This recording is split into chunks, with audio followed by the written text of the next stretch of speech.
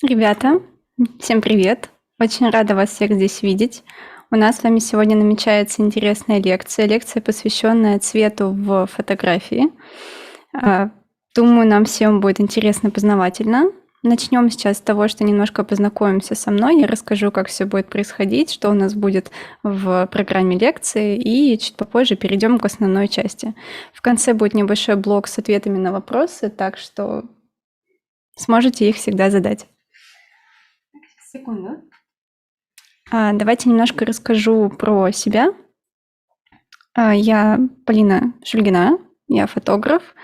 По образованию я графический дизайнер.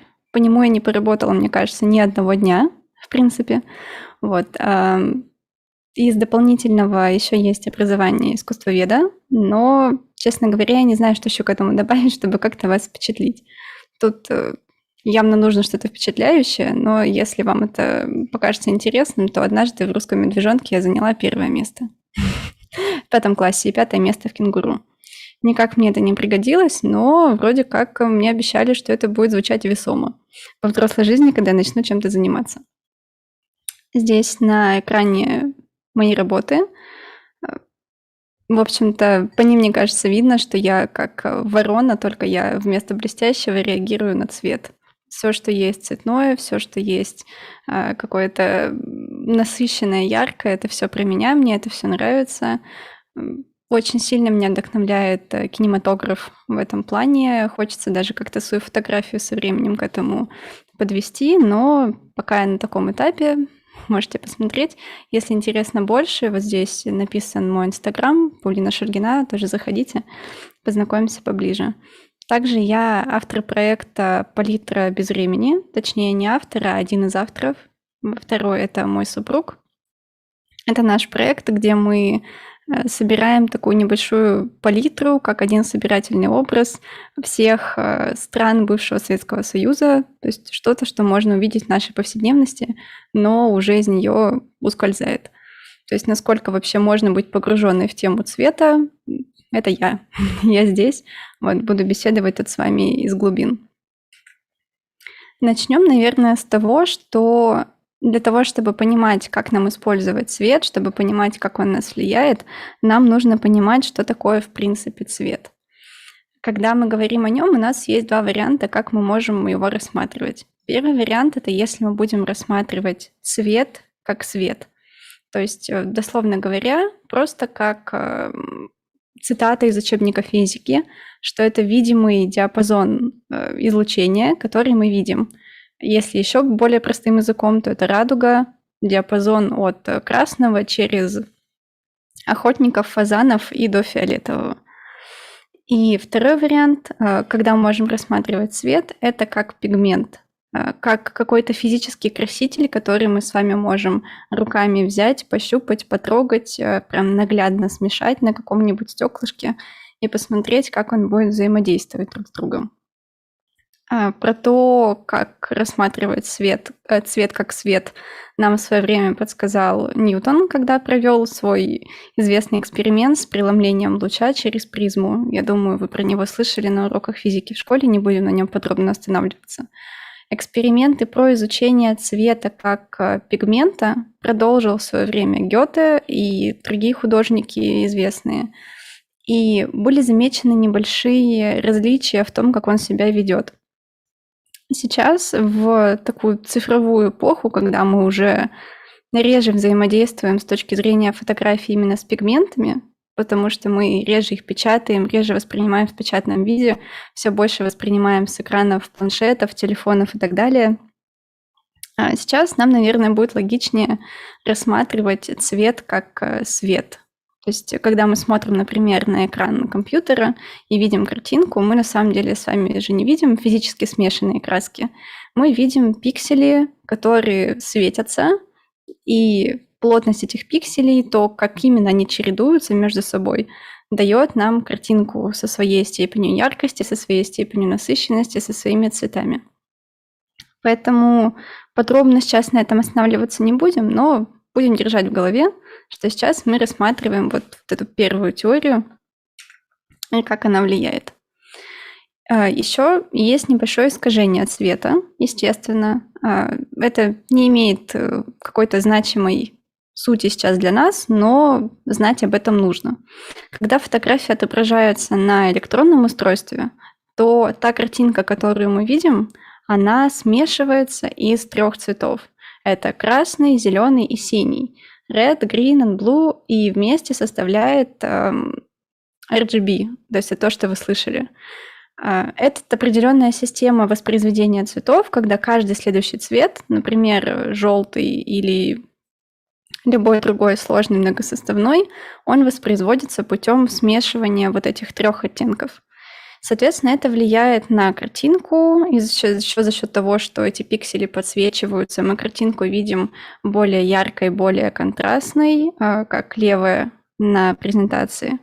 Соответственно, если мы берем и печатаем фотографию, то в печатном производстве используется немного другой метод смешивания цветов. Там не смешивают красный, зеленый и синий пигменты, там смешивают циан, мадженту, желтый и черный. Циан – это что-то среднее между синим и зеленым, наверное. Маджента – какой-то оттенок розового. Для тех, кто сложно с этим коммуницирует. В целом эта картинка будет отличаться своей меньшей насыщенностью, меньшей контрастностью, и, возможно, у вас уже встречались такие ситуации, когда вы пытались напечатать что-то и видели, насколько сильно искажаются цвета, или когда вы загоняли фотографию в одну программу, потом выгоняли, у нее случайно менялся цветовой профиль, потому что программа уже делала вам как будто предпечатную подготовку, у нее искажались цвета, возможно, потому что вы выводили не в том профиле. На компьютере в основном используется не сам RGB, а sRGB, это тоже его разновидность, но в целом это все еще про теорию, что сейчас цвет – это больше свет. И подходим уже к интересному. Тут закончилась занудная минутка. Мне пришлось ее сделать, прошу прощения. Сейчас будем разбирать именно цвет. Меня он в свое время очень сильно заинтересовал с точки зрения влияния, потому что если вот так смотреть по сторонам, то мы воспринимаем мир довольно узким количеством путей, которые нам доступны. У нас есть слух, у нас есть зрение и остальные органы чувств, понятно? Но именно глазами мы воспринимаем по факту только свет и цвет. Когда свет попадает на объекты, которые нас окружают, они окрашиваются для нас в те цвета, которые дарят им физические свойства пигментов, в которые они окрашены, которыми. И это дает нам какую-то картину мира. Цвета помогают нам составлять ассоциации с этим миром. Если мы будем называть просто какие-то цвета, то у нас в голове уже будут возникать картинки. И с точки зрения именно фотографа меня это заинтересовало в том плане, что мысль сама о том, что можно взять цвета и усугубить ими ту мысль, которую я хочу нести через свои работы, играя именно на каких-то подсознательных ассоциациях, которые могут возникать у зрителей. Она меня, конечно, в свое время безумно удивила, поразила. Я начала разбираться в этой теме. Собственно, из этого я ушла именно из дизайна и искусствоведения в колористику, очень сильно этим увлеклась. И хочу вам рассказать про такое явление, про такую науку, которая сейчас особенно сформировалась, как психофизика. Пожалуйста, не нужно воспринимать это как какую-то разновидность хиромантии, потому что я знаю, что есть большое количество людей, которые к этому так относятся. Когда им говоришь слова вроде арт-терапия или еще что-то, они думают, что это абсолютно не научно, это абсолютно недоказуемо.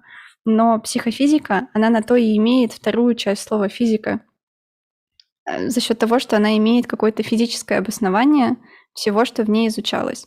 И это в первую очередь не экстрасенсорика, это не хиромантия, это не гадание по цветным плашечкам.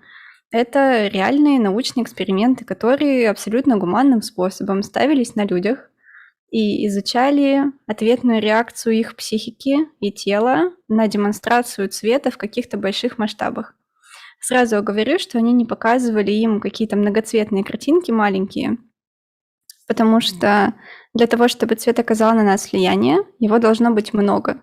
И, соответственно, когда мы будем говорить про цвет фотографии, мы будем иметь в виду, что он там находится в больших количествах. То есть это не девушка стоит одна, и у нее тут синяя сережка, и мы будем говорить о том, как эта синяя сережка повлияет на восприятие картинки. Мы будем говорить про какое-то большое количество цвета, которое будет присутствовать. И давайте сначала разберемся вот в этих двух составляющих психофизика. Первый корень, первая часть слова «психо», она у нас относится именно к изучению реакции сознания. Сознание – это что-то наше бессознательное, как бы это странно не звучало, но это то, что не связано с нашим телом, то, что нельзя пощупать, потрогать, проверить. Это то, что происходит в нашей голове, когда мы видим какой-то цвет. Самая первая реакция, которая у нас возникает, она самая бессознательная из всех бессознательных реакций, это реакция «нравится» или «не нравится». Когда мы смотрим на цвет и испытываем к нему обоснованную или необоснованную симпатию или антипатию. Симпатия – это «да, ты мне нравишься, давай я буду дальше с тобой знакомиться, думать, как ты на меня влияешь». Не нравится – это «фу, ты мне не нравишься, я как бы дальше вот по пути познания цвета не иду». Соответственно, если первая реакция у нас нравится, если не нравится, я знаю, есть люди, которые склонны к этой саморефлексии, что нужно как-то изучать, а почему мне не нравится. Но чаще всего, если нам что-то не нравится, мы просто проходим мимо. И если нравится, мы продолжаем изучать этот цвет, продолжаем пытаться думать, как он вообще, как мы к нему относимся. Мы начинаем задумываться об ассоциациях. Первая ассоциация тоже происходит бессознательно, когда у нас возникает в ответ на сигнал, который мы получаем от глаз, какой-то отклик в виде картинки или в виде целого отрезка воспоминаний, которые связаны с этим цветом, который его в себе содержит. Например, наши родители, когда, может быть, не ваши родители, может, кто-то просто более старший, когда видят красный цвет, у них из-за их, скажем, жизненного багажа, условий, в которых они росли, опять же, говорим про советское пространство, у них красный цвет ассоциируется не с Кока-Колой, не с красным Skittles, не с чем-то таким вот современным, в первую очередь. Для них это красные флаги, красные галстуки, это сам Советский Союз, и эта ассоциация для них будет самой крепкой и, скорее всего, возникнет самой первой. Особенно если это будет определенный нужный оттенок красного, который использовался. Еще источниками таких ассоциаций может быть не только жизненный опыт, это может быть массовая культура, например. Массовая культура чаще всего это как раз-таки фильмы, сериалы, реклама, то, что сейчас на слуху, на виду, что активно продвигается. Сейчас, наверное, влияние массовой культуры будет, если в ответ на раздражение красным цветом возникнет ассоциация с каким-нибудь Человеком-пауком, актуалочка, или с чем-то подобным. То есть это массовая культура, то, что она диктует. Еще это может быть диктат массовой культуры с точки зрения того, какие ассоциации нам навязывают относительно этого цвета. То есть если смотреть не на идентику, то есть идентика чаще всего называется совокупность каких-то визуальных отличительных черт, которые есть у компании. Если говорить, например, про Кока-Колу, то красный цвет – часть ее идентики, точно такая же, как ее шрифт, точно такая же, как Санта-Клаус, который едет на поезде, там, или что это были автобусы в рекламе. Вот. Еще это может быть именно ассоциация, когда мы видим, что в фильмах чаще всего красным залиты сцены с убийствами, с насилием, какие-то эротические сцены, то волей-неволей мы перенимаем вот эту продиктованную нам ассоциацию, и она закрепляется где-то на подсознании, и в подходящий-неподходящий момент сознание нам ее выдает. Вот, поэтому чаще всего это ассоциация первая, потому что ближе где-то находится по пути. Еще есть ассоциация с национальной культурой, как, например, давайте попробуем с желтым цветом. Когда мы смотрим на одежду желтого цвета, у нас возникает какая-то ассоциация с определенной народностью, с национальностью, со страной и так далее. Это может быть Индия, это может быть Китай, это может быть что угодно, но суть, чтобы ассоциация приходила именно к каким-то определенным национальным группам. Еще есть ассоциация с социальным стереотипом. Мы это чуть попозже посильнее разберем, но это то, что обычно нам мешает воспринимать цвет правильно.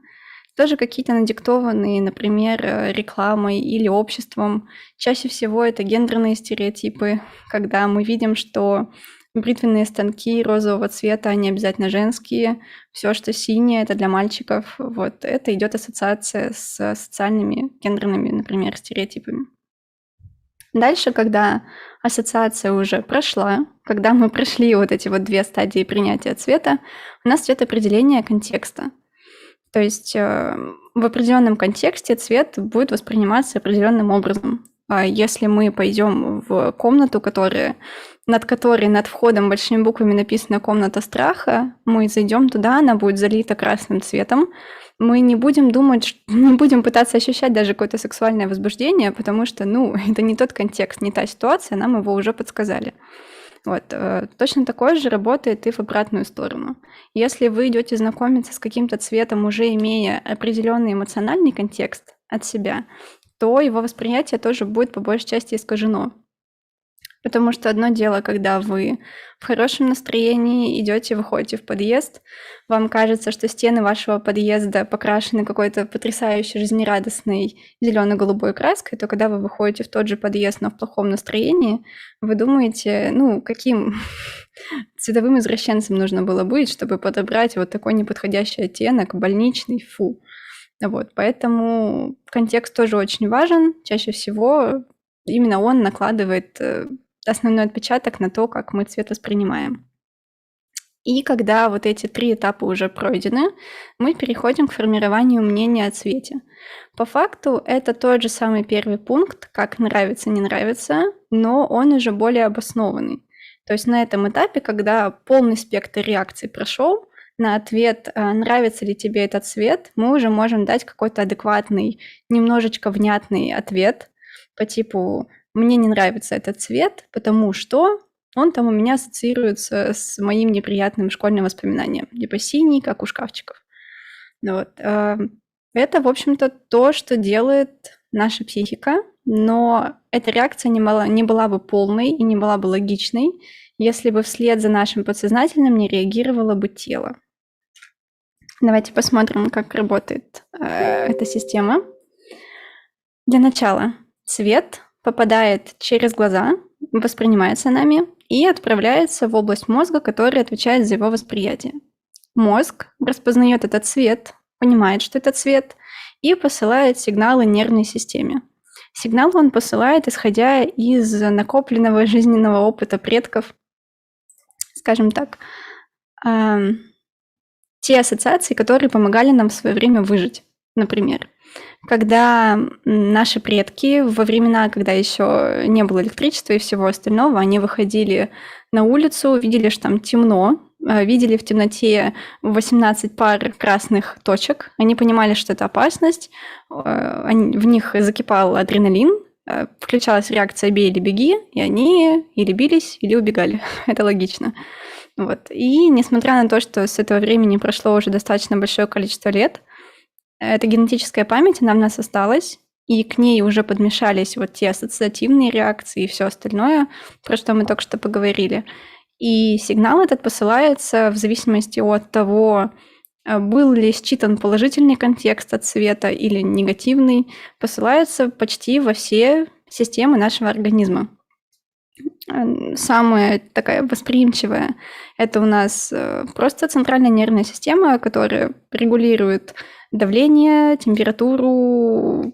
Если я правильно помню, то она парасимпатическая считается, то есть мы ее не контролируем. И вторая, самая чувствительная – это ЖКТ, как ни странно. То есть все, что может с ним происходить, может происходить. Тоже как бы это ни было удивительно. И, соответственно, когда наши системы получают определенный сигнал, они немножко перестраивают свое функционирование, и чисто уже на физиологическом уровне мы начинаем испытывать какие-то объективные и субъективные ощущения. Субъективные – те, которые не смогли подтвердить ученые в результате опытов. То есть когда человек говорил, что он чувствует похолодение, то, что у него похолодели кончики пальцев, а на деле они были теплыми, это называлось субъективными ощущениями. Когда человек говорил, что чувствует, что у него участилось сердцебиение, ему измеряли сердцебиение, оно было чаще, это считалось объективным ощущением. И вот из совокупности вот этих исследований, что психологи изучали реакцию психики и какой путь проходит цвет в нашем сознании, а я не знаю, как их называют, люди, ученые, врачи, там, к сожалению, не было написано, там было написано, как и во всех исследованиях, типа английские ученые. Вот английские ученые выяснили, что в результате вот этих экспериментов учащались какие-то, изменялись физиологические показатели. Вот они это все совместили, и появилась наука психофизика. Соответственно, когда мы сейчас будем говорить о цвете фотографии, мы будем объединять результаты их трудов, с которыми вы сможете еще отдельно ознакомиться самостоятельно в интернете или в одной книге, которую я вам в конце занятия упомяну, если не забуду. Если забуду, напомните мне, пожалуйста. Я, кстати, еще на секундочку проверю. Угу. Так вот, у меня здесь чат открыт, так что если у вас какие-то есть вопросы, вы можете по ходу лекции писать их. Я раз в сколько-то попробую их читать. Так вот, про красный цвет начнем. Начнем, наверное, по радуге, вообще, чтобы вам было удобнее. Красный цвет, он самый популярный, самый часто используемый, как в фотографии, так и в киноиндустрии. И, кстати, про киноиндустрию мы тоже сегодня будем достаточно много упоминать, поскольку, не знаю, как вы, но я фотографию воспринимаю как, наверное, набор стоп-кадров из фильма, который мы снимаем каждый раз, когда берем в руки камеру.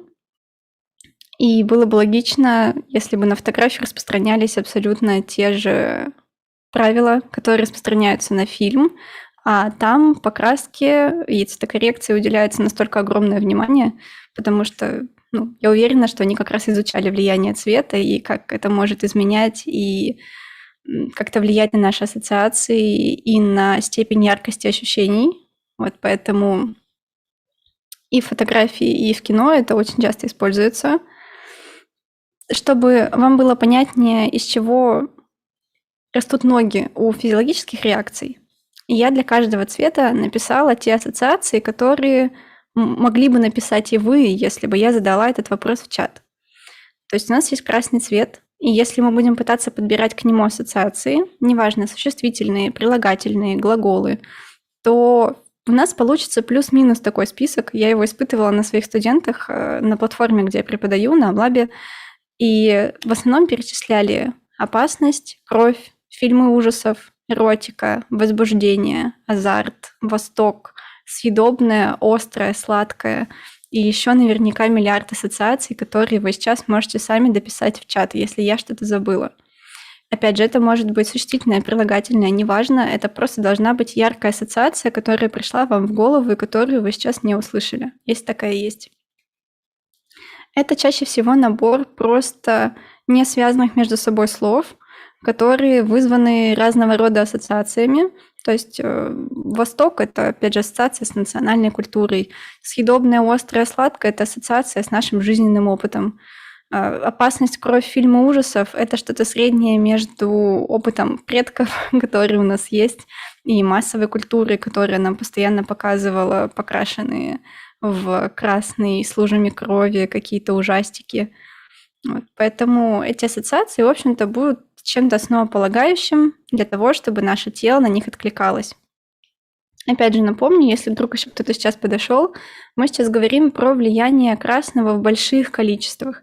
Не обязательно, как на фотографии примере, это просто достаточно большой объем цвета, чтобы мы могли его хорошо считать и воспринять. Так вот, как реагирует тело?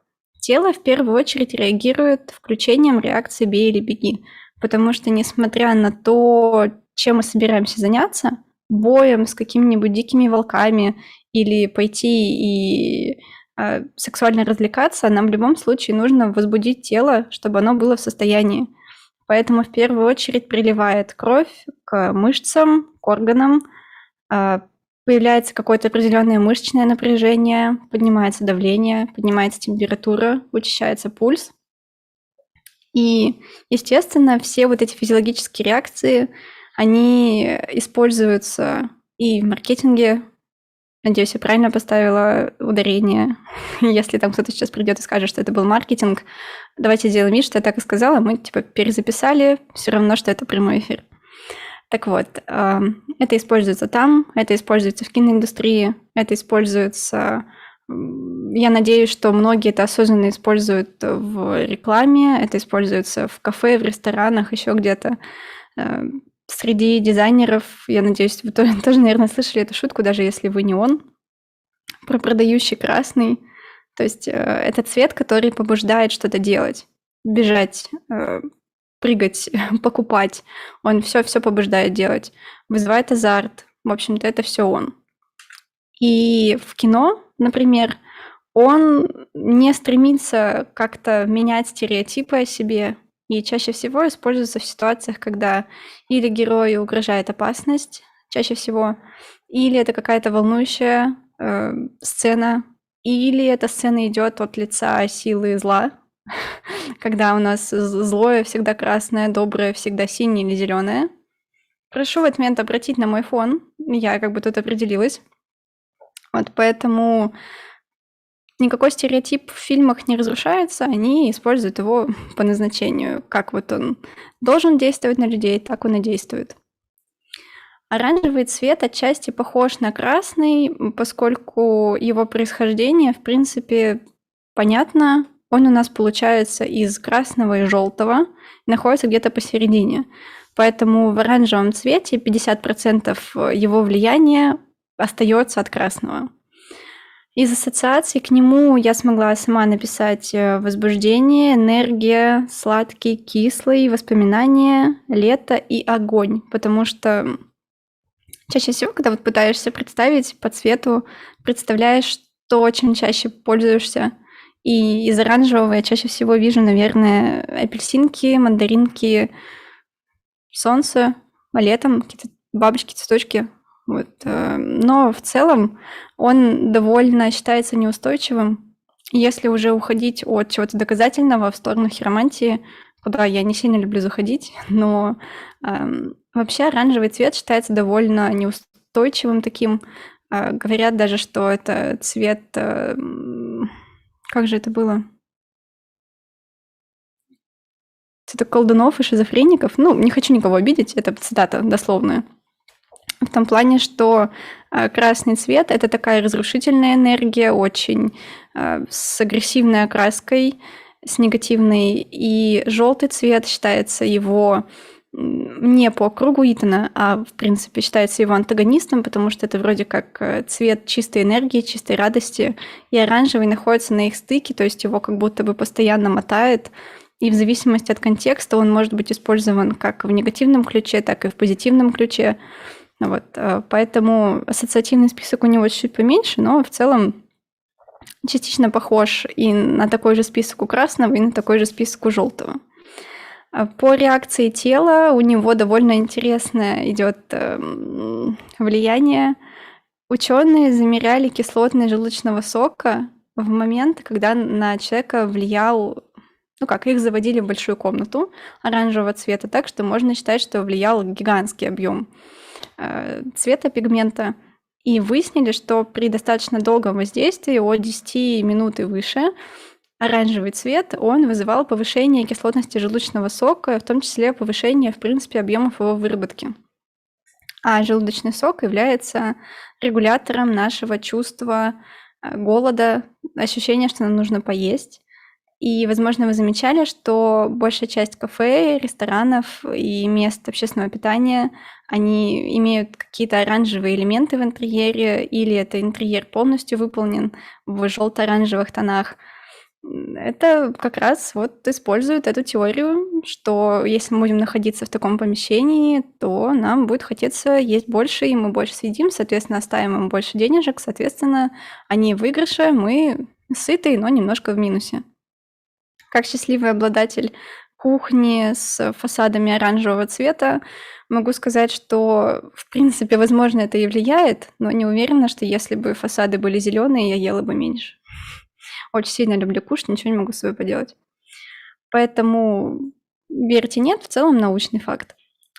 Кроме этого, оранжевый поднимает давление, учащает пульс и увеличивает мышечный тонус, опять же, за счет того, что какая-то часть его энергии остается от красного цвета, от красного спектра. Фотографии я немножко совместила красный с оранжевым, потому что в зависимости от оттенка эти цвета очень часто перетекают один в другой. И когда мы говорим про монохромные изображения, то есть когда они выполнены в одном преобладающем цвете, чаще всего это что-то такое на стыке, когда идет бордовый, потом красный, потом оранжевый. Но в целом мне нравится тот факт, что фотография по контексту и степени стереотипности использования красного и оранжевого ушла куда-то чуть-чуть подальше, чем кинематограф, потому что, несмотря на общий контекст, то есть это что-то или соблазнительное, или что-то с более таким интимным контекстом, или чем-то вроде опасности в стилизованных съемках, это уже приобрело больше эффект такой фокусной точки. Но про это чуть подальше я скажу. Но чаще всего он используется для нужного эмоционального контекста, для создания этого контекста, когда у нас уже есть сюжет определенный, и мы можем наличием или отсутствием красного цвета его или усугубить, или немножко нивелировать. Вот. Чаще всего, конечно, нет усугубления, когда сама сцена сама по себе уже достаточно понятна с точки зрения считывания контекста, но мы добавляем красный и еще сильнее показываем свою позицию. Но в фотографии чаще всего он еще также может использоваться как акцентная точка. То есть это просто способ привлечь внимание. Раз мы говорили, что красный имеет такое большое значение и так сильно способен нас возбудить, то он на фоне более нейтральных цветов, синих, зеленых, любых серых, черных, какой-то объект красного цвета всегда будет привлекать внимание. И интересный факт, считается, что цвета сами по себе по степени влияния делятся на более значимые и менее значимые. По результатам этих же экспериментов, например, красный цвет был назван вибрирующим, то есть это цвет, который вызывает наиболее сильный эмоциональный и физический отклик при наименьшем своем количестве. То есть, чтобы было понятно, если у нас есть метр на метр квадрат зеленого цвета и есть квадратик 20 на 20 сантиметров красного цвета, то красный квадратик повлияет на нас и привлечет внимание больше, чем большое зеленое полотно. Кстати говоря, чтобы легко вот эту теорию проверить, вы можете вспомнить, в каких соотношениях эти цвета встречаются в природе. Если мы летом придем в какой-нибудь яблочный сад и увидим, посмотрим вниз, то мы увидим огромное количество зеленой травы, где вот такими небольшими вкраплениями будут лежать маленькие красные яблочки. И очень редко бывает обратная пропорция. То есть если вы не будете случайно каким-то чудом проезжать огромное маковое поле, то в таких настолько преобладающих количествах относительно зеленого красный цвет будет сложно встретить. И вообще считается, что природа, это же, в принципе, что-то, что существует без нашей помощи, и, соответственно, лишено всех человеческих погрешностей, которые могут быть из-за человеческого фактора, что это универсальный идеальный творец, и то, как нам стоит использовать цвета, в каких сочетаниях, в каких пропорциях, она подсказывает намного лучше, чем все учебники, которые тоже, в общем-то, стараются писать, исходя из того, что она подсказывает. Но вот пока как есть. Например, здесь красные обручи, они являются такой фокусной точкой, которая фокусирует внимание на девушке, которая еще и в красном топе, у которой еще и красная помада. Справа здесь большой кадр, очень довольно объемный по композиции. Вроде и девушка, и все здесь прекрасно, и петух, но взгляд все равно уходит сначала в машину, потому что она одна самая насыщенная, самая яркая, еще и красная к тому же. Ну, я думаю, вы уже успели вспомнить вот этот знаковый момент из «Матрицы», когда был разговор с Морфеусом, и он спросил: «Нео, ты меня слушаешь или смотришь на женщину в красном платье?» И вообще вот этот образ роковой девушки, которая с красной помадой в красном платье идет и отвлекает, приковывает к себе взгляд. Он уже стал таким штампом, который очень часто и в кинематографе, и в фотографии используется. И довольно успешно, и кажется, что и не собирается останавливаться на этом. Дальше. Желтый цвет. Желтый цвет, он уже намного дальше от красного, и, как я уже сказала, он с гораздо более позитивной энергетикой. Из ассоциаций у него радость, счастье, солнце, кислый, воспоминания, измена, богатство, тепло. Затем вы видите какой-то загадочный слэш, и после этого начинаются еще 3 слова, которые не имеют отношения к предыдущему контексту. Радиация, загрязнение и опасность. Почему так может происходить? Может быть, если у нас есть особо продвинутые в этой теме люди, напишите, пожалуйста, в чат, в каких случаях вот мы будем говорить про первый блок ассоциаций, а в каком случае про второй блок ассоциаций. И почему желтый цвет? Что в нем такого может меняться, что настолько сильно будет меняться его ассоциативная такая контекстная составляющая. А я пока расскажу про реакцию. То есть вне зависимости от того, какой именно идет блок ассоциаций, какой именно у нас желтый, реакция будет плюс-минус одинаковая. Это точно так же повышение выработки слюны и желудочного сока. Тут еще слюна, видите, добавилась.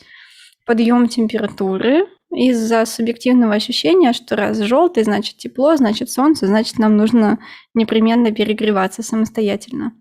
И увеличивается мышечный тонус, потому что, несмотря на то, что желтый цвет не несет никакой опасности, когда нам весело, хочется что-то делать, тоже хочется куда-то идти.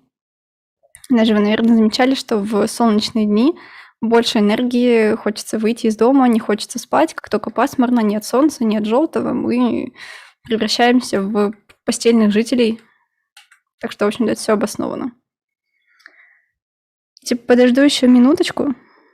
Может быть, все-таки кто-нибудь напишет про желтый цвет. Тут уже даже есть небольшая подсказка на экране.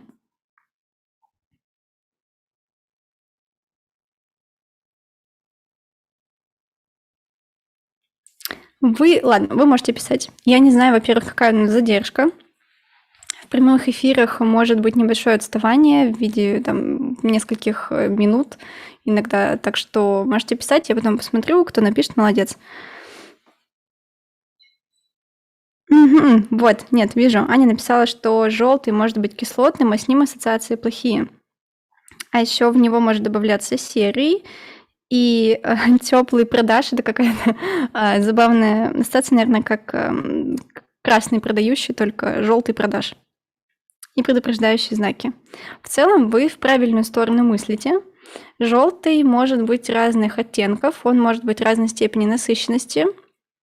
И, например, вот здесь у нас идут примеры из фильмов, когда желтый имеет более позитивный контекст. Если мы попробуем дать ему какую-то характеристику, то он, во-первых, более теплый, если это, в принципе, разумно говорить про желтый, потому что он находится, в принципе, в теплой стороне спектра, но можем считать, что тот желтый, который ближе к оранжевому, имеет такой желто-оранжевый оттенок. Он такой легкий, в него не подмешан зеленый, практически в него не подмешан черный, он остается относительно насыщенным. Здесь он просто более разбеленный, здесь он немножечко не такой насыщенный, но все еще остается ближе к оранжевому. Естественно, контекст тоже влияет. Помним, да, что чудеса визуального искусства заключаются в том, что у нас не один инструмент управления сознанием того, кто смотрит, у нас их несколько. Среди них композиция, эмоция человека в кадре, общий настрой, контекст, цвет, свет. Поэтому вот если исключить все вот эти побочные знания, которые есть на этот счет, то более оранжевые тона желтого чаще всего используются в более позитивном контексте, как в массовой культуре, так и если обосновывать это с точки зрения психофизики, опять же. И вот противоположный у нас пример. Это более неоновый, правильно кто-то написал, более неоновый, такой более радиоактивный оттенок желтого. Он гораздо ближе к желто-зеленому, такому подальше от оранжевого. Он может быть в двух своих ипостасях, или это супер ненасыщенный, когда в него подмешан серый, черный и все остальное, как здесь, или это может быть более его гипернасыщенная версия, такая радиоактивная, правда, как обычно показывают в рекламе каких-нибудь доместосов болезнетворных бактерий, или показывают радиацию, или вирусы, или каких-то инопланетных созданий в фильмах. И вот здесь затесался у нас пример, как контекст может изменить оттенок, чтобы вы понимали, что это все не буквально. Сцена явно грустная, но при этом оттенок желтого, ну, плюс-минус позитивный. Поэтому не воспринимайте все это на 100% за истину. Это просто интересная закономерность, о которой нужно знать. Если хочется передать более позитивный контекст, то это более оранжевый оттенок желтого. Если хочется передать что-то более негативное, менее позитивное, то или уменьшаем насыщенность очень сильно, или подмешиваем к желтому черный или серый, что тоже делает его более грязным, или выводим в статус неонового, такого как жилет у ГИБДД, ДПС, кто это? Любые службы, которые вынуждены привлекать к себе внимание на дорогах. И для того, чтобы было понятнее, почему так, давайте подумаем, что может быть источниками позитивной и негативной ассоциации к желтому. Самые очевидные источники позитивной ассоциации – это лимоны, фрукты, любые витаминчики вкусные. Это источник ассоциации про то, что это съедобное, возможно, кислое, просто чисто жизненный опыт накопленный. Еще желтый часто используется в ощущении дома, точно так же в рекламе, еще где-то желтые сцены с теплым солнечным светом, когда подозрительно веселая семья выходит утром есть йогурт. Это все происходит в такой желтоватой гамме. Вот это тоже, соответственно, позитивно. И еще один источник позитивной ассоциации – это, конечно же, денежки, потому что, кто не любит денежки, кто не любит золото, блестки, вот это все тоже сюда. Еще сюда по верстке красиво не подходил огонь, солнце и цветочки, просто какие-то абстрактные, но они здесь тоже есть. И источниками негативной ассоциации в первую очередь могут быть суеверия, потому что, желтые цветы – вестники разлуки, как говорится. Вот во всех этих присказках, которые я никогда не понимала, откуда они берутся, но они есть. И в сознании человека, который в это погружен, это может очень сильно искажать восприятие желтого. Поэтому, если какие-то суеверные люди есть, то для них может быть желтый не позитивный. Подаришь им позитивный букет желтых цветочков, а он такой: вот тебе здрасте, и измена. Поэтому это тоже обычно учитывают и стараются им не злоупотреблять. И также могут быть источниками негативной ассоциации фильмы, реклама, тоже какие-то побочные действия массовой культуры, когда вот этим цветом неоново-желтым они как будто его где-то выделили в отдельную палитру и раздают всем отделам маркетинга рекламным.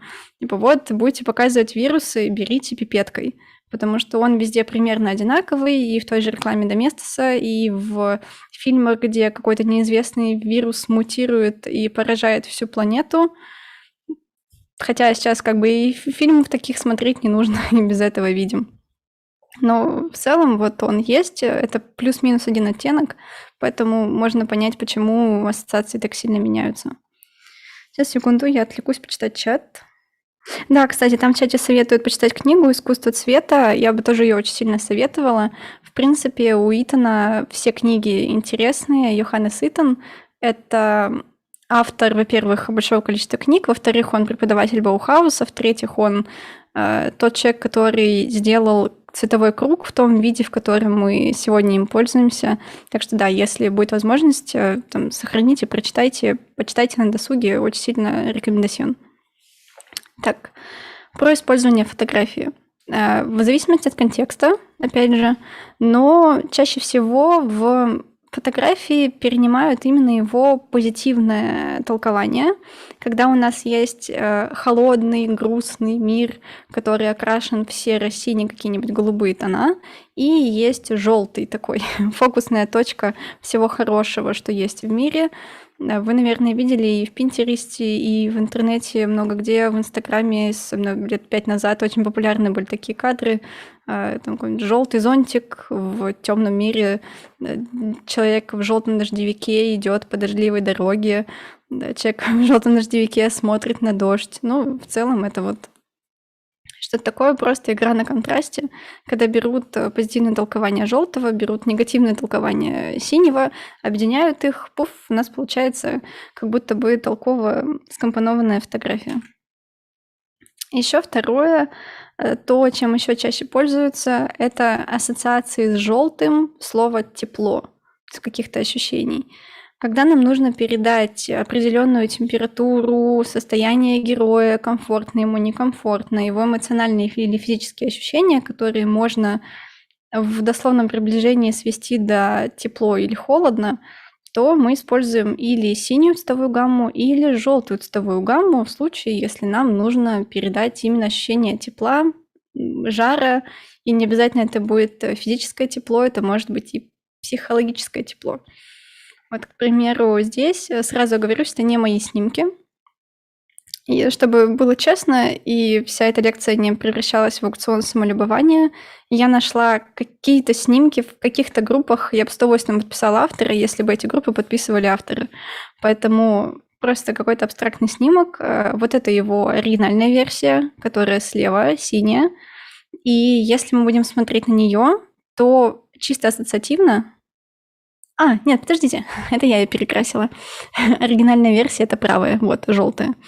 Если мы будем на нее смотреть, нам будет казаться, что они упали в какой-то теплые морские воды, им комфортно, это супер поцелуй любви, там играет какая-нибудь музыка из диснеевского фильма. То есть абсолютно симпатичная сцена. И если будем смотреть на перекрашенную мной, на коленке, но все-таки это синие тона, нам уже сразу начинает казаться, что это где-нибудь в переделке Титаника она все-таки упала со льдины, и теперь они вдвоем где-нибудь среди айсбергов пытаются друг друга согреть поцелуем. И если мы будем сводить это до ассоциаций, то слева нам будет казаться, что люди испытывают холод и дискомфорт, а там, где абсолютно та же самая картинка с тем же самым контекстом, те же самые герои точно так же целуются под водой, им тепло, комфортно, они в целом могут продолжать целоваться. Точно так же вот здесь. Справа оригинал, слева я в холодный на коленке перекрасила. А на правом кажется, что это очень милая такая идиллическая картина, что девушка со своей собакой на рассвете, они пошли гулять, у них там сцена единения.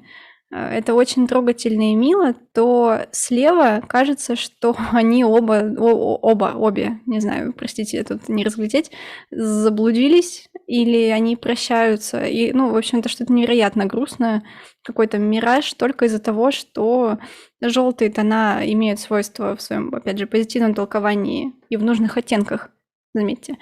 Это более такие оранжеватые, теплые, относительно насыщенные, они имеют свойство наталкивать нас на более позитивные мысли, настраивать, так же как холодные, мы попозже об этом поговорим, имеют свойство наталкивать нас на что-то более холодное. Давайте дальше. Зеленый цвет это еще дальше от красного, и вот здесь уже идет его полный антипод даже по кругу. Ассоциации — это спокойствие, это какой-то тихий лес, это зелень, это умиротворение. Из-за, опять же, ассоциаций, которые продиктованы частично рекламной индустрией, которая нам это все усиленно впихивает. Это что-то свежее, натуральное, это самая свежая полка в пятерочке, это что-то прохладное, это полезное. Опять же, привет, все вот эти вкусвиллы, что там они делают полезное. Деньги, новое, безопасное. Новое, безопасное — это, наверное, немножко из разных, опять же, но это все ассоциации, которые можно придумать. Безопасное с точки зрения того, что зеленый свет, например, на светофоре, он разрешающий, так же, как красный был запрещающим. А новое, скорее всего, с понятия как недозрелые, потому что те фрукты, овощи, которые созревают, вот как только-только они появляются, то есть, условно говоря, являются новыми, они зеленые, потом желтеют, краснеют и так далее. Ну и опять же, возьмем все фразеологизмы, когда говорят, что да он зеленый, он новенький. В общем-то, отсюда растут ноги у ассоциаций. И реакция тела прямо противоположной реакции, которая была у нас на красный цвет. Это снижение мышечного тонуса, потому что в лесу полагается расслабляться и медитировать. Это тоже вот испокон веков, наверное, идет, что человек – существо все-таки, которое изначально жило в живой природе. И для него вот эти бетонные джунгли – это неестественная среда обитания. И когда мы выбираемся вот из районов и оказываемся в лесу, где-нибудь в полях, логично, что мы испытываем какой-то такой наплыв спокойствия, успокаиваемся, расслабляемся, расслабляются наши мышцы, углубляется дыхание, увеличивается концентрация внимания и стабилизируется нервная система. Почему написано «стабилизируется», а не «успокаивается»? Потому что с точки зрения именно реакции психики нет такого понятия, как спокойная нервная система, потому что у нервной системы есть два состояния. Это возбужденная нервная система, и ее вторая крайность – это немного, возможно, не совсем корректно выражусь, но заторможенная нервная система, когда она немножечко запаздывает с реакциями, и ей сложно функционировать с той скоростью и в том виде, как она должна, в общем-то, себя вести. И, естественно, есть третье состояние, идеальное – это состояние равновесия, когда она вот, никакая. Она ждет, пока ее что-нибудь возбудит или затормозит. Пока все цвета, которые мы до этого рассматривали, они возбуждали нервную систему, поэтому там везде было написано возбуждение, как реакция тела. Здесь первый раз написано стабилизация.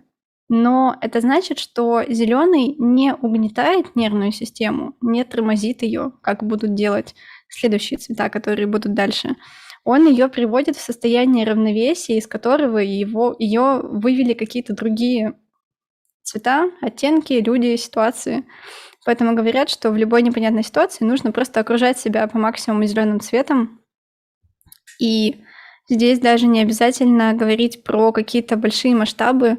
Наоборот, советуют свое, например, рабочее место просто заставить живыми цветами или неживыми цветами, хотя бы теми, что покрашены в зеленый. И коворкинги какие-то тоже часто заставляют зеленью, потому что из-за увеличенной концентрации внимания улучшается работоспособность, и в отличие от других цветов, зеленый готов дарить ее такую перманентную. То есть чем дольше вы в нем находитесь, тем это дольше будет продолжаться. Потому что красный цвет, он тоже имеет свойство концентрировать внимание, но только потому, что вам нужно быстро соображать, куда убегать. Как только это выброс гормонов закончится, нервная система затормозится еще сильнее, чем разогналась от красного. А вот зеленый, он очень даже долговременный.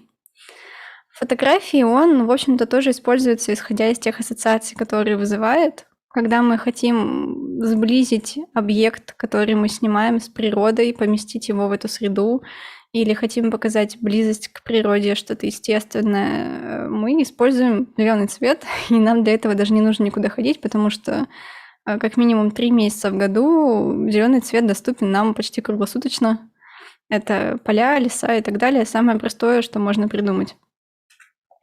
В фильмах в этом плане гораздо более изобретательно поступают, потому что зеленым цветом обозначают не что-то спокойное и умиротворяющее, а наоборот что-то тревожное, мистическое. Но что самое удивительное, это абсолютно противоречит его природному значению. И здесь мы видим пример самой сильной деформации цвета под влиянием массовой культуры. То есть не всегда это была киноиндустрия. Раньше всего это все пошло, конечно, от каких-то верований, от религиозных обрядов. И когда даже в язычестве зеленый цвет начал иметь какую-то более мистическую роль. Для обрядов начали использовать травы, начали использовать именно зеленые камни. Это все начало переходить, как-то трансформироваться, перешло в мифы, перешло в басни, перешло в легенды, потом перешло в книги, потом перешло в фильмы, соответственно.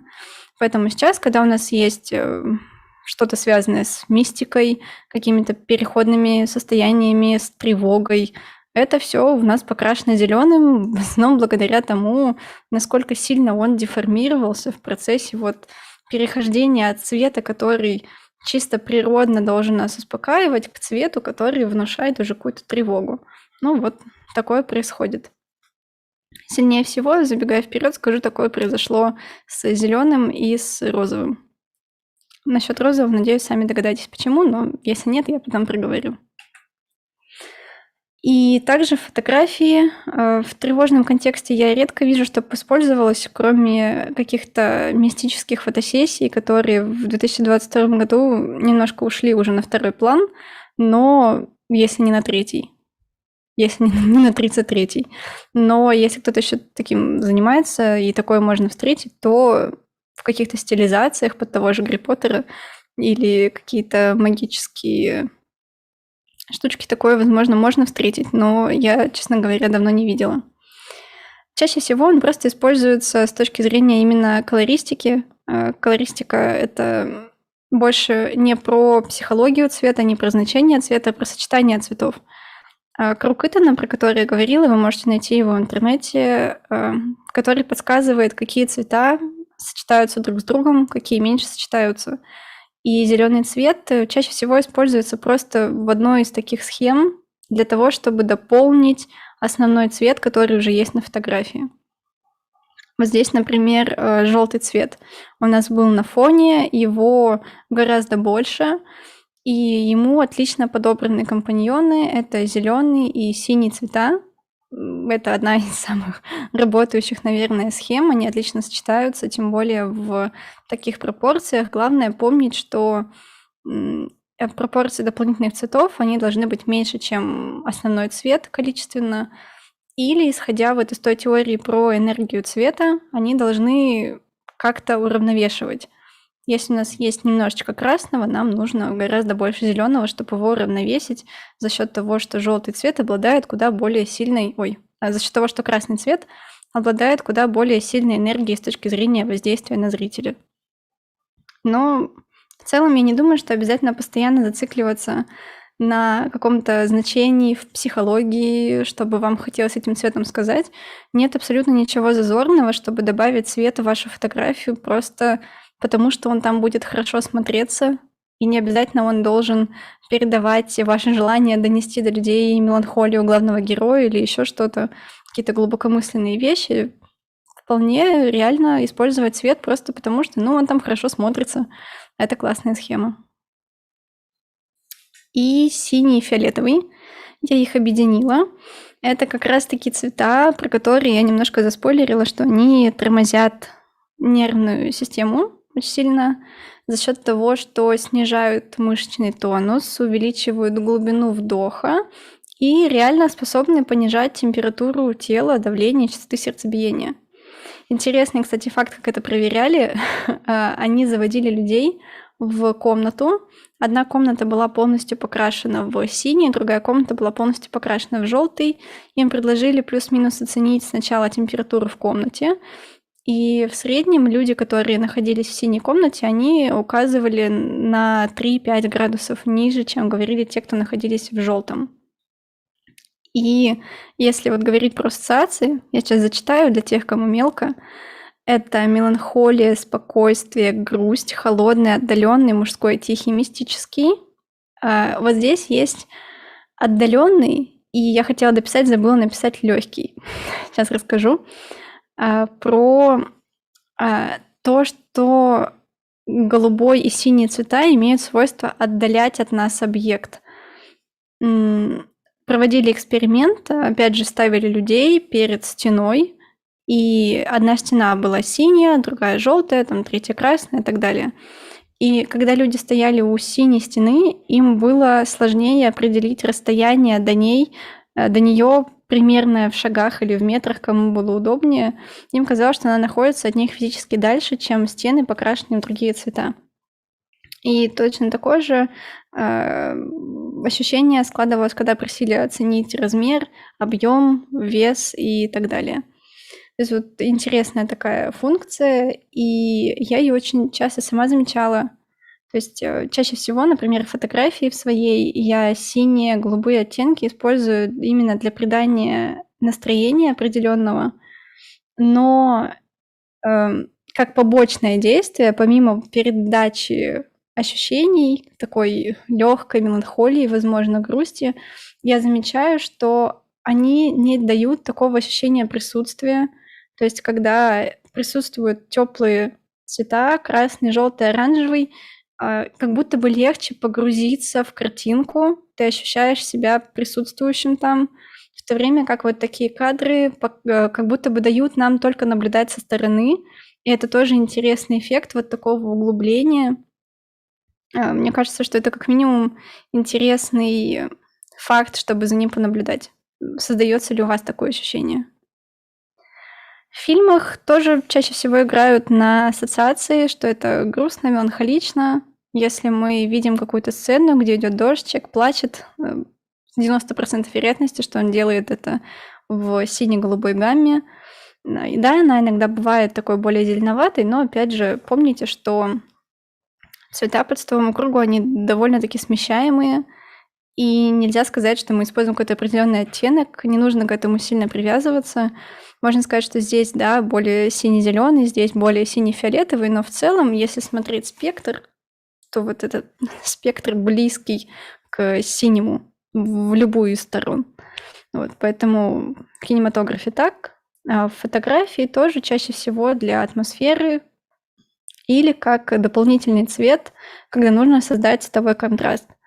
Цветовой контраст — это, почти то же самое, когда нам нужно просто создать палитру. То есть мы видим, что у нас есть уже какой-то один цвет, красный, желтый, и нам нужно подобрать к нему пару, на фоне которой этот цвет будет смотреться еще более выигрышно, еще более выгодно. И мы берем синий, и тоже не обязательно он имеет какое-то глубинное психологическое значение, он просто там хорошо смотрится. Вообще, чаще всего, конечно, используют такое более однотонное сочетание. Идут такие более или менее равномерно покрашенные в сине-голубой кадры. Очень здорово передают атмосферу, особенно когда сочетаются с контекстом. Это, кстати, одна из самых распространенных ошибок, когда цветом мы пытаемся передать одну эмоцию, сыграть на одной ассоциации, а композиционно или потому, что делают люди в кадре, мы пытаемся передать другую, и у человека, который на это смотрит, возникает сильный диссонанс. Например, если бы вот здесь, не знаю, насколько крупно вам видно, по центру нижняя фотография, если бы пара в этот момент счастливо обнималась, и мужчина крутил бы женщину, но при этом это осталось бы в таких цветах, в таком настроении, у нас возникали бы сильные вопросы, потому что жизненный опыт, который говорит нам, что обниматься — это классно, обниматься — это весело, и жизненный опыт, который говорит нам, что и влияние массовой культуры, что в таком сине-голубом свете предложение руки и сердца не делают в желтом и розовом, скорее всего, то у нас был бы вот этот небольшой диссонанс, который мешал бы воспринимать фотографию правильно. Здесь диссонанса нет. Девушка греет щекой стекло. Это достаточно грустно. Мальчик ведет лошадь из реки. Тоже, в общем-то, две девушки обнимаются на фоне реки с таким голубым светом, достаточно меланхолично. И пары смотрят друг на друга на фоне голубого окна. В целом, тоже ничего, довольно грустно. И остается у нас розовый цвет. Я сейчас перед ним почитаю чат, вдруг вы что-нибудь спрашиваете.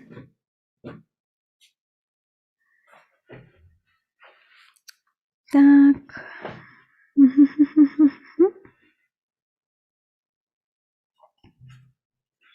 Так, отлично. Тима Рей написала, что ему скучно. Я надеюсь, он уже ушел, и вам всем весело. Так, про розовый цвет. Ассоциации к нему по большей части продиктованы как раз-таки гендерными стереотипами и социальными, и это то, про что я говорила, из-за чего он сильнее всего от них пострадал.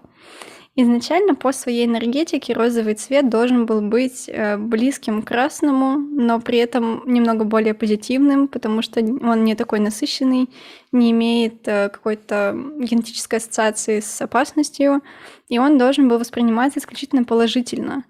Но, к сожалению, из-за того, что сейчас розовый цвет, он является таким неосознанным, хотя, наверное, даже осознанным символом всего в самом худшем понимании этого слова женского, потому что чаще всего это даже имеется в виду не женское, а как будто бы девчачье, вот, знаете, такое пренебрежительное. Это все товары для женщин, это какие-то женские акции, это вот что-то такое вот сильно профеминное, и, к сожалению, это повлияло на восприятие, и даже те люди, которые, возможно, относились бы к нему нейтрально, относятся к нему с более негативным подтекстом. Ну, вспомните хотя бы Амбридж. Ну, негативный персонаж, она наряжена полностью в такой неоново-розовый. Ну, естественно, это запомнилось. Но в целом из ассоциаций у нас еще есть детский, то, что розовые чаще всего детские товары, и такой определенный оттенок нежно-розового, пудрового, я думаю, вы понимаете, о чем я. Непосредственный, воображение, мечта. Это, кстати, тоже подарок от массовой культуры, и не только от массовой, но и от всяких пословиц, поговорок, да, когда у нас говорили «розовая мечта» или что-то подобное, и рисовали это точно так же, вот эти розовые замки, как-то так оно и выглядит. Женское, опять же, и сладкое. Сладкое – это подарок от индустрии еды, продовольственная сахарная вата, сладости, краситель, который туда чаще всего добавляют, он розовый. Ну, думаю, вы сами помните. Ну и реакция тела, соответственно, из-за этого будет самой неоднозначной. Ученые не смогли никак ее проверить, потому что те люди, которые более подвержены влиянию каких-то социальных гендерных стереотипов, они относятся к нему более негативно, и, соответственно, реакция тела тоже будет или никакой, или негативный. Если человек не имеет никаких предрассудков, связанных с цветом, то и реагировать будет положительно. В фотографии есть два варианта использования розового. Первый – это как раз-таки сыграть на стереотипе и использовать для усиления контекста. Когда у нас есть какая-нибудь заведомо максимально розово, нереалистично романтичная ситуация, пара обнимается и смотрит в закат, полностью подтонированная немножко розовым, это становится еще более милым, более романтичным в духе вот этого всего. Когда у нас есть какая-нибудь трогательная, миленькая девочка, желательно блондинка, желательно с голубыми глазами, ну, тут как бы грех, да, не нарядить ее в розовую одежду, не тонировать розовым, не сделать розовые тени. Опять же, девушка на фоне рассвета, заката.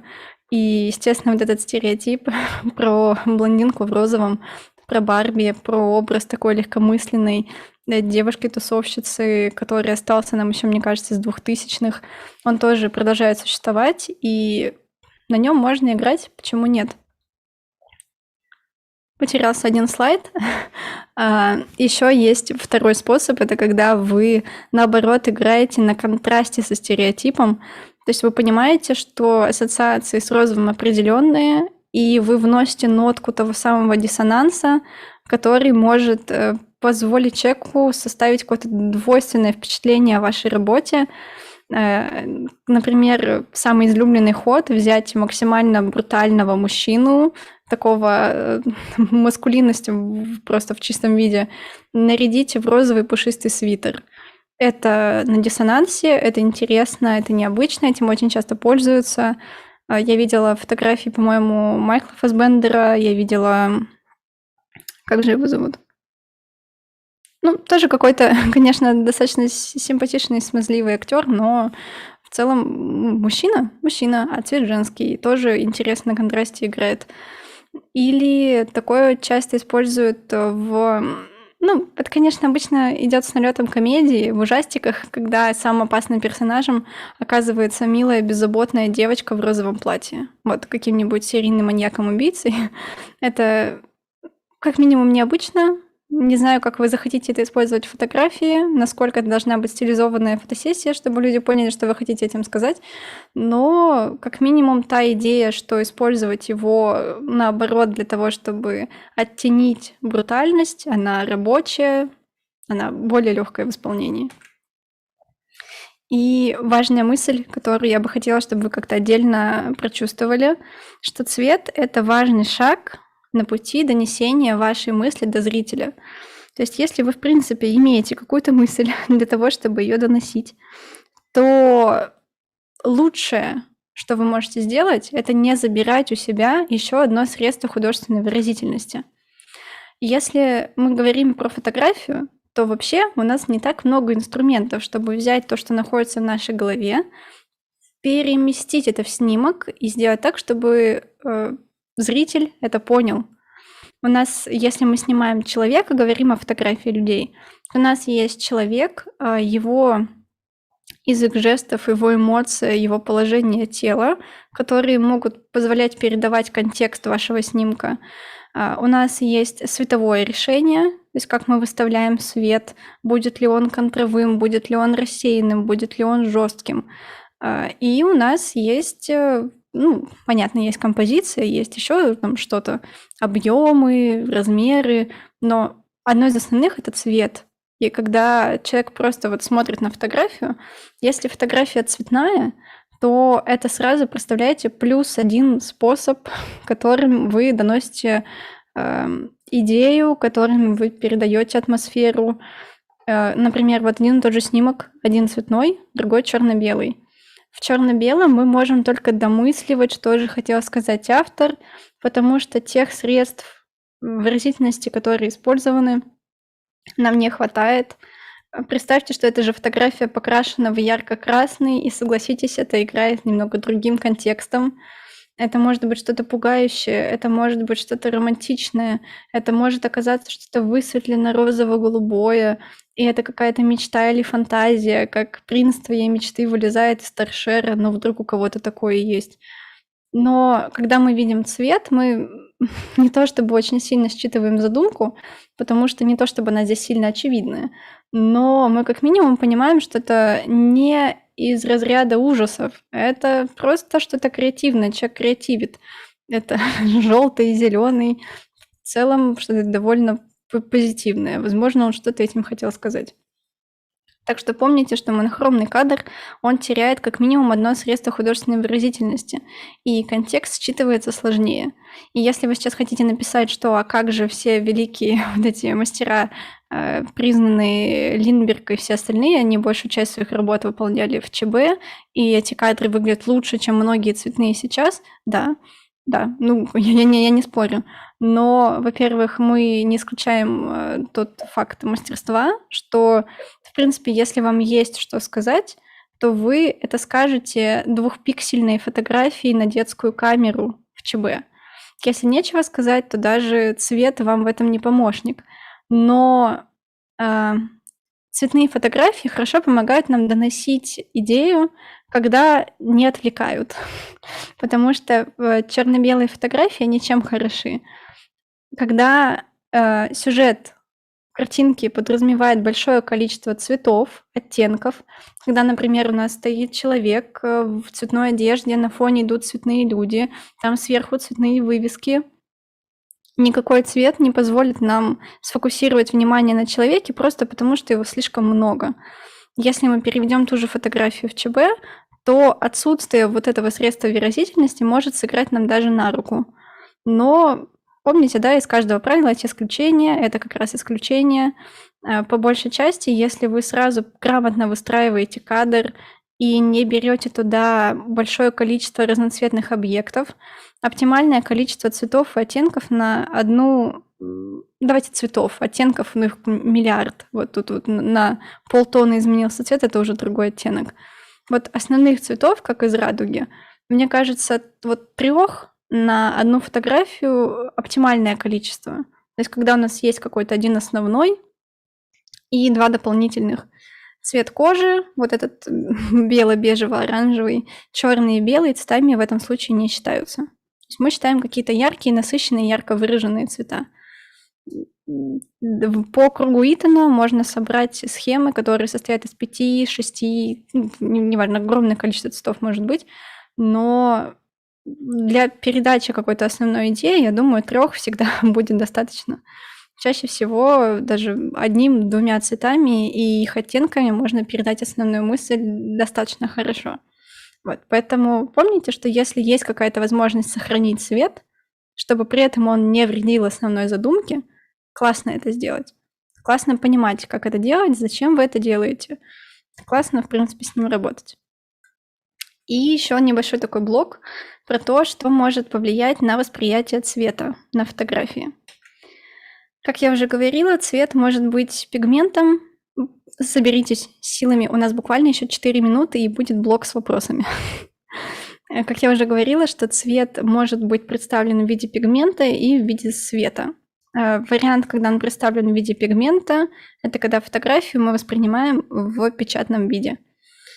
И на цветопередачу будет влиять тип печати, офсетная, обычная, еще какая-то, тип бумаги, глянцевая она или матовая, качество предпечатной подготовки. Этим чаще всего должны заниматься не фотографы, а типография, которая занимается подготовкой снимков, переведение в нужный формат, уменьшение контрастности, если они знают поправку на собственный принтер и так далее.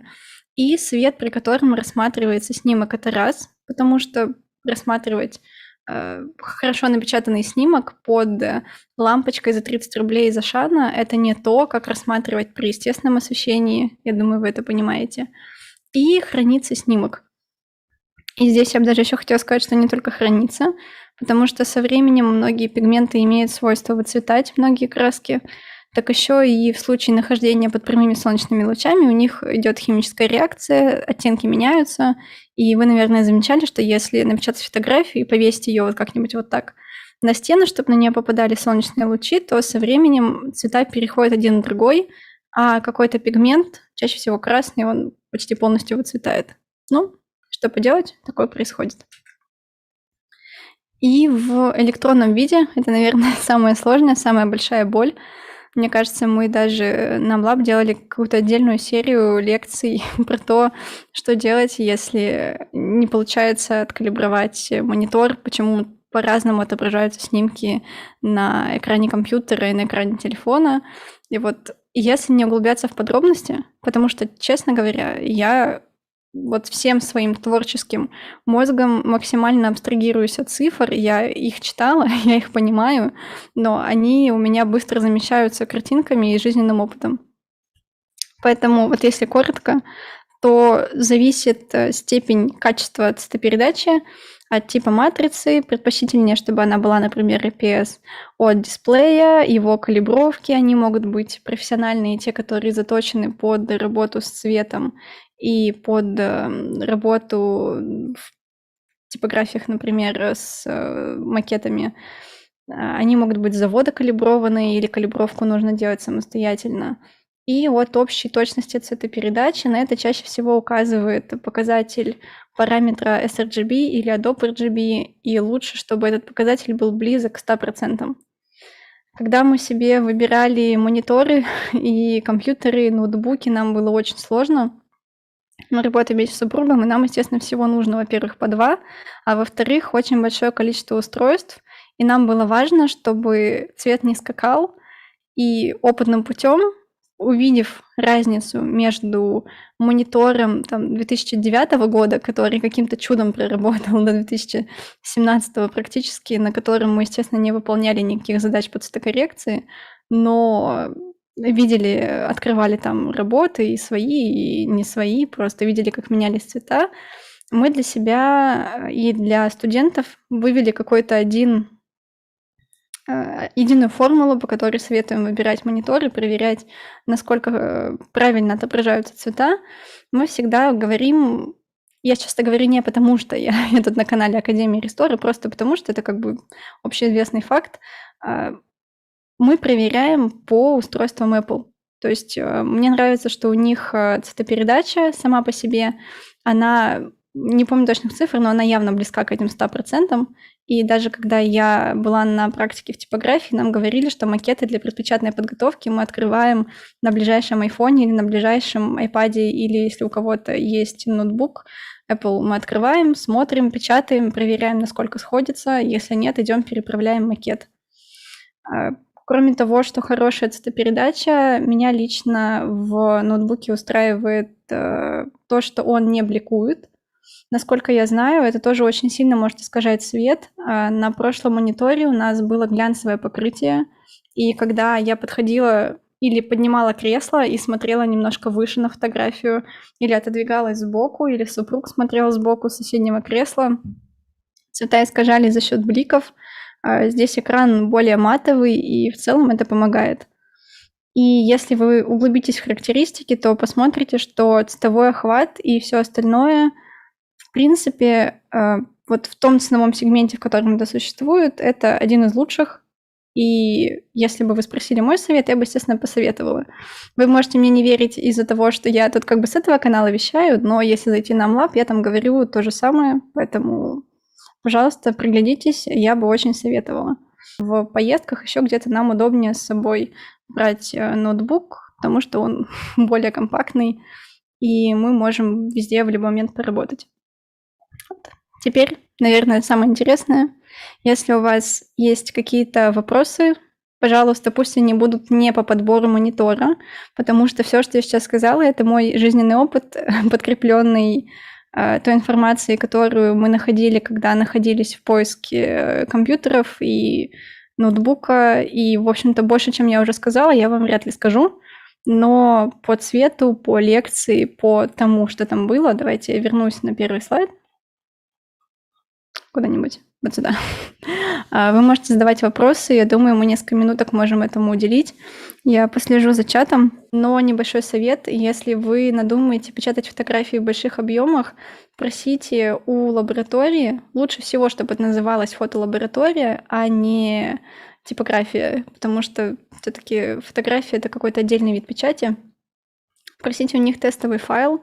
Он обычно выглядит как квадрат, поделенный на большое количество мелких квадратов, каждый покрашенный в собственный цвет.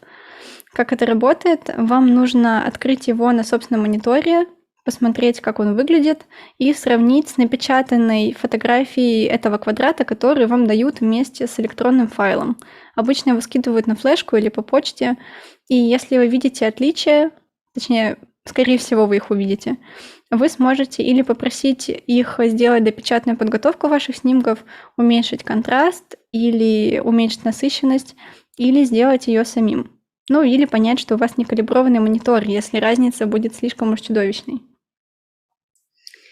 Так, у Apple температура баланса белого завышенная.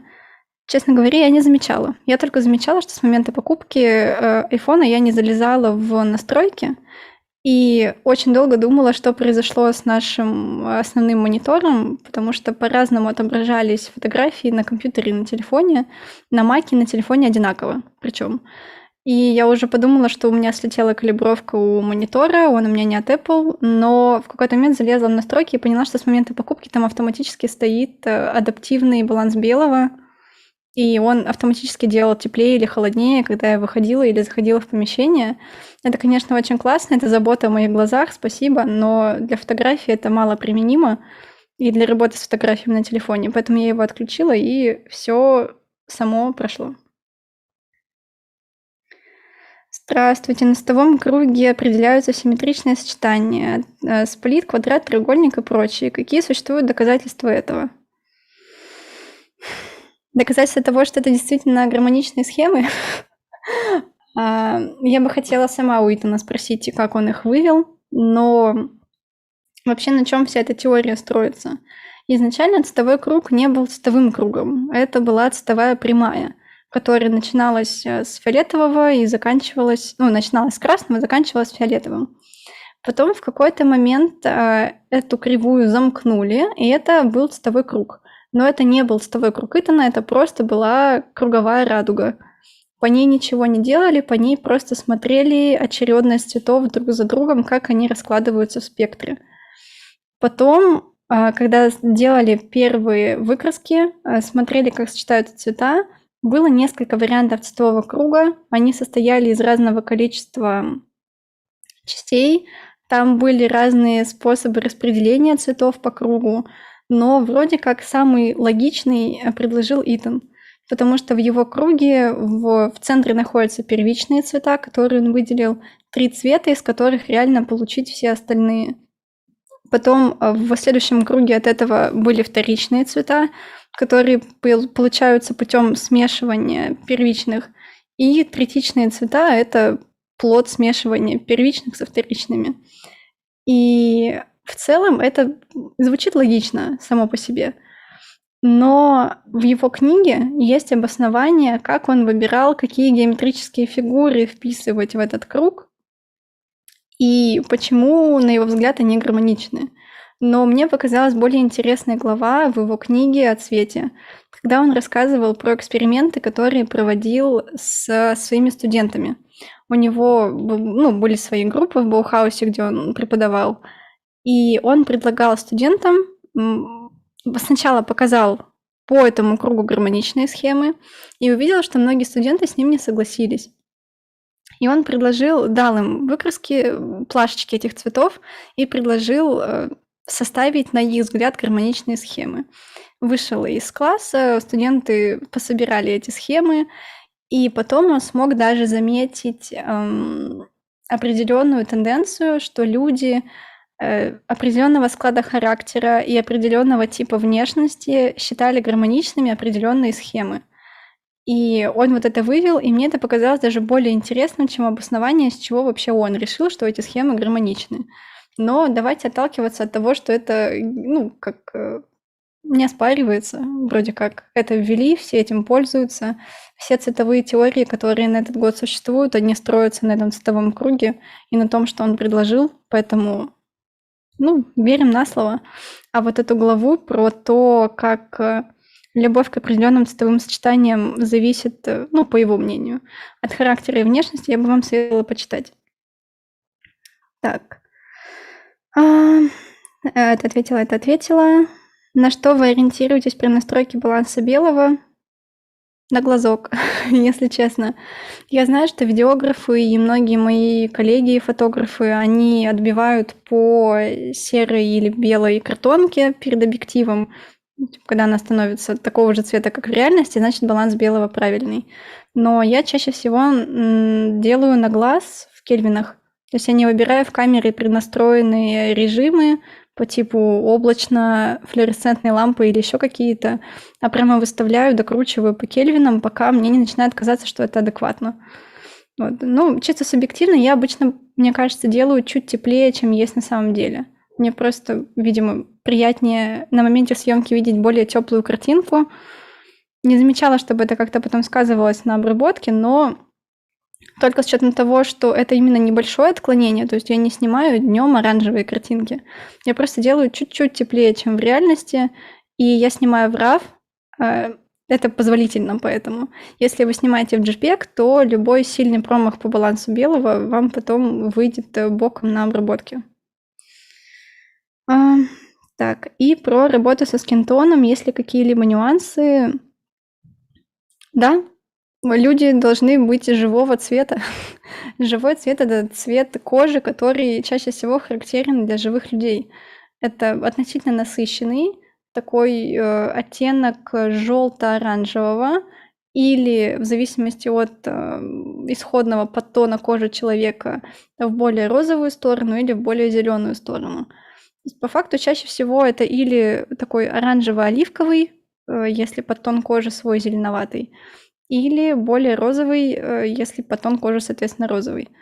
Я по настроению вывожу то один, то другой, но у меня основной критерий – это живость цвета, то есть он должен присутствовать в лице, это не должна быть восковая фигура с претензией на человека. И при правильно настроенном балансе белого и правильно выведенном скинтоне В идеале у человека в носогубной складке и под глазами, в местах, где кожа наиболее тонкая, не появляются никакие фиолетовые, зеленые и красные пятна. Если они там изначально были, ну, что поделать, закрасьте. Но если их там изначально не было, а после вашей обработки они случайно появились, что-то пошло не так. Кстати, я сейчас найду быстро название книги, которую обещала посоветовать по психологии цвета, если кому-то будет интересно. Да, я нашла быстрее, чем я думала. Это уже, знаете, не относится к разряду обязательных книг о цвете, потому что к разряду обязательных я бы, наверное, отнесла... Да, я бы, наверное, отнесла, в принципе, всего Итана. Я бы отнесла... Давайте я вам, наверное, обложки покажу. Давайте начнем, наверное, вот с этой. Это та книга, про которую уже писали в чате. Это Йоханнес Итан, вот тот, кто про круг, в общем-то, это все затеял.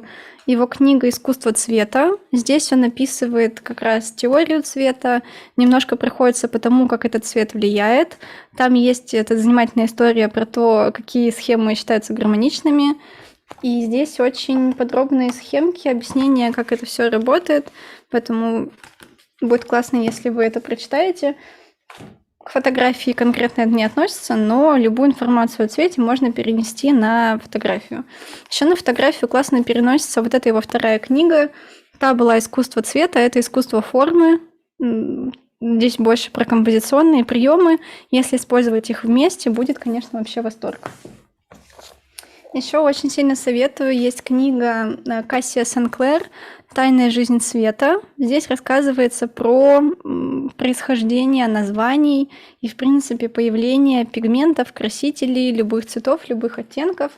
Открываете краешек странички того цвета, про который написано, небольшая история возникновения, из чего делается пигмент и какая-нибудь интересная история, которая с ним связана.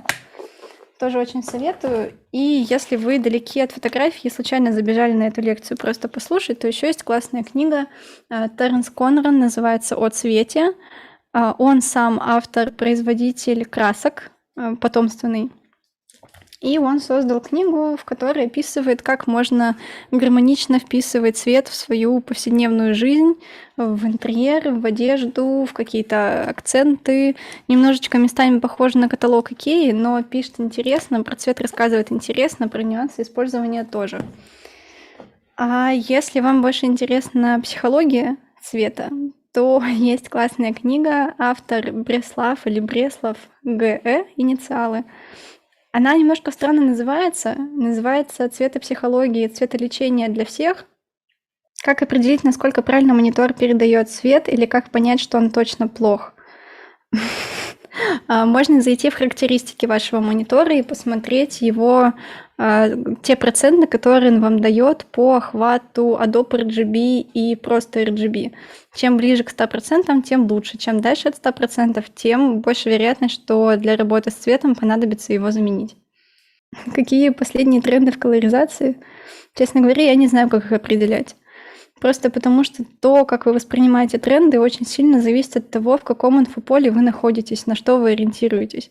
Можно находиться в инфополе современных, вот в таком информационном вакууме современных глянцевых журналов, и тогда я вам скажу, что все еще остается в тренде обработка под 90-е, пленка, всякие царапины, гранжевые текстуры, очень сильное тонирование, подъем точки черного, приглушенные цвета или такие более, наоборот, неоновые. Можно находиться в информационном вакууме такой европейской фотографии. Я вам скажу, что там с 2000-х не менялись тренды на насыщенные цвета, минимальную обработку при этом. Ну, в России этот порог перешагнула довольно давно. И не посчитайте, что я излишне патриотична, но сейчас уровень фотографии, и в том числе цвета в ней находится чуть-чуть выше, на мой личный субъективный взгляд, чем там. И можно находиться вот в любом таком информационном вакууме, и в зависимости от этого вы будете сами для себя определять какие-то настроения в обществе. Я нахожусь в информационном вакууме в принципе, потому что из-за каких-то личных убеждений не нахожусь в интернете большую часть времени, не смотрю за коллегами, не смотрю никакие публикации и, в принципе, мало ориентируюсь в том, как сейчас модно. Возможно, вот та цветокоррекция, которую я показываю, она сейчас не в трендах, если их вычислять, но она скорее больше такой ближе к классической школе. Там схемы, которые наиболее распространены по кругу, какие-то классические сочетания, нет неоновых оттенков, нет дополнительных наложенных текстур. Они такие довольно классические в этом плане, поэтому, скорее всего, не подскажу. В целом, мне невероятно приятно, что вы так активно участвовали, слушали, задавали вопросы. Надеюсь, что лекция действительно была интересной, полезной. Если какие-то вопросы у вас еще остались, вы можете написать мне их в Инстаграм. Я вам по возможности лично отвечу. Так что, пожалуйста, очень рада, что вы присутствовали. Давайте будем прощаться. Еще раз всех благодарю. Это было классно, здорово, надеюсь, полезно. Надеюсь, мы с вами еще увидимся. Всем пока-пока.